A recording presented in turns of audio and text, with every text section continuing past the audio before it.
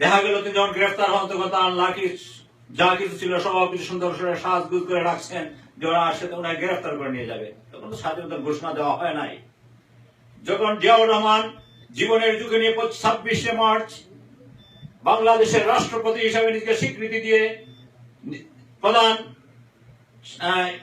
সামরিক প্রশাসক হিসেবে নিজেকে ঘোষণা দিয়ে স্বাধীনতার ঘোষণা পাঠ করলেন যে আমরা স্বাধীনতার ঘোষণা করছি, মেজর জিয়াউর রহমান। তখনকার যারা ওনার সাথে আর্মির অফিসাররা ছিল ওনারা বলেছিল জিয়াউর রহমান সাহেবকে যে আপনি যে বলছেন জিয়াউর রহমান সাহেব যে আপনার পক্ষ থেকে স্বাধীনতা ঘোষণা দিচ্ছেন, কিন্তু বিভিন্ন দেশ মনে করবে হয়তো আবার দেশে সামরিক শাসন জারি হচ্ছে বা অন্য কিছু মনে করতে পারে, আপনি ওইটা না বলে যদি বর্তমান আন্দোলনের নেতা হচ্ছে শেখ মুজিবুর রহমান আপনি তার পক্ষ থেকে স্বাধীনতার ঘোষণা দিচ্ছেন সেটা বলেন। 27 তারিখ রাত্রে আবার জিয়াউর রহমান সেটাকে চেঞ্জ করে আবার বক্তৃতা যখন দিলেন তখন তিনি বলেছিলেন যে আমি শেখ মুজিবুর রহমান সাহেবের পক্ষ থেকে স্বাধীনতার ঘোষণা দিচ্ছি।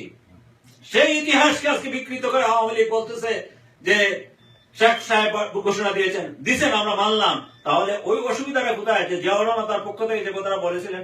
আপনারা যদি দেখেন ওরা 11 জন মুভি 72 সালে যে মুভি বানানো হয়েছিল, আপনারা যদি দেখেন এখনো আপনি বাঘা বাঙালি মুভি, ওই যে স্বাধীনতার সময় যে মুভি বানানো হয়েছিল সেখানে কিন্তু যখন মুভি দেখানো হয় মুক্তিযুদ্ধ সেখানে জিয়াউর রহমান আর ছবি এনে দেখানো হয় যে জিয়াউর রহমান স্বাধীনতার ঘোষণা দিচ্ছেন শেখ মুজিবের পক্ষে। কিন্তু আজ আওয়ামী লীগের নেতারা জিয়াউর রহমানকে স্বাধীনতার ঘোষক মানতে রাজি না। আমি অত্যন্ত দুঃখের সাথে বলতে চাই যে আমি শুনেছি এখানে নাকি আওয়ামী লীগের একটি সমাবেশে জিয়াউর রহমানকে খুনি বলা হয়েছে জিয়াউর রহমান নাকি স্বাধীনতার ঘোষণা দেন নাই। আমি তাদের কাছে প্রশ্ন রাখি, আপনারা 72-73 যে ছবিগুলো হয়েছিল সেখানে জিয়াউর রহমান শেখ মুজিবুর ক্ষমতা থেকে জিয়াউর রহমানকে স্বাধীনতার ঘোষক তার পক্ষে ঘোষণা দিয়েছে সেটা বলেছিলেন, সেটা স্বীকৃতি দিয়েছিলেন। তাহলে তোমরা কার রাজনীতি করো? দ্বিতীয় কথা হলো জিয়াউর রহমান খুনি বলা হচ্ছে, অথচ শেখ মুজিব খুনির বিচার হয়েছে আপনারা জানেন, অনেকের ফাঁসি হয়েছে, জেল হয়েছে। তাহলে সেখানে জিয়াউর রহমানের নাম নেই কেন? যদি জিয়াউর রহমান খুনি হয়ে থাকে তাহলে তো নাম থাকার কথা ছিল, বিচারে তাকে কাট করে দাঁড় করানোর কথা ছিল। তাহলে কি আওয়ামী লীগ সেটা ভুল করছে?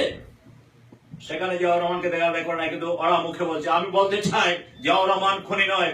বাংলাদেশের প্রথম যদি কোনো গুম হয়ে থাকে তাহলে প্রথম গুম শুরু করেছিলেন শেখ মুজিবুর রহমান, সেটা আপনারা জানেন। জহির রায়হানকে গুম করে সেদিন গুমের রাজনীতি শেখ মুজিবুর রহমান শুরু করেছিলেন। আপনারা জানেন যে বাংলাদেশে ক্রস ফায়ারে হত্যার যদি কোন রাজনীতি করে থাকেন সেটা শেখ মুজিবুর রহমান শুরু করেছিলেন। কারণ সেদিন সিরাজ শিকদারকে হত্যা করে শেখ মুজিবুর রহমান পার্লামেন্টে দাঁড়িয়ে বলেছিলেন কোথায় সিরাজ শিকদার, হুঙ্কার দিয়ে পার্লামেন্টে বলেছিলেন। তাহলে যদি খুনি কেউ থেকে থাকে তাহলে সেই খুনের দায় শেখ মুজিবুর রহমান হতে পারে। আমরা জানি 1973-74 জাসদের গণবাহিনীর 30,000 নেতা কর্মীকে হত্যা করেছিলেন শেখ মুজিবুর রহমান, সেটা ইতিহাস। খুনি যদি কেউ তাকে জিয়াউর রহমান খুনি নাই। খুনি যদি বলতে হয় আমি বলবো না, কারণ আমরা শ্রদ্ধা করি প্রত্যেকের নেতাদেরকে। খুনি যদি বলতে হয় আপনাদের নেতা শেখ মুজিবুর রহমানকে খুনি বলতে হবে। আমি সেদিকে না গিয়ে বলবো আমরা চাই না কাদাচুরার রাজনীতি করতে, কিন্তু ওনারা শুরু করেন তাই জবাব দিতে বাধ্য হই। আমরা ইতিহাস জানি, ইতিহাস দেশের মানুষ জানে, সবাই জানে, এখনো সবাই সেটা বিশ্বাস করে।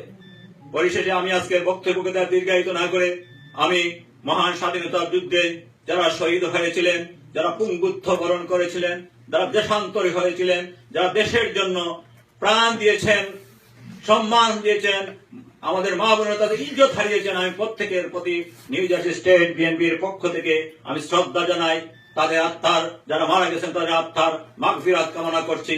সাথে সাথে আমার মহান নেতা শহীদ রাষ্ট্রপতি জিয়াউর রহমান, স্বাধীনতার ঘোষক, বীর মুক্তিযোদ্ধা, যিনি শেখ মুজিবের সময় তাকে খেতাব দেওয়া হয়েছিল, সেই খেতাবদারী মুক্তিযোদ্ধা নেতা শহীদ রাষ্ট্রপতি জিয়াউর রহমান সহ সব মুক্তিযোদ্ধার প্রতি শ্রদ্ধা জানিয়ে আমি আজকের এই সবার কাজ এখানে সমাপ্ত ঘোষণা করছি।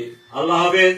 বাংলাদেশ জিন্দাবাদ, বাংলাদেশ জাতীয়তাবাদী দল জিন্দাবাদ, দেশ নেত্রী বেগম খালেদা জিয়া জিন্দাবাদ, তারেক রহমান জিন্দাবাদ। সবাইকে আবার ধন্যবাদ।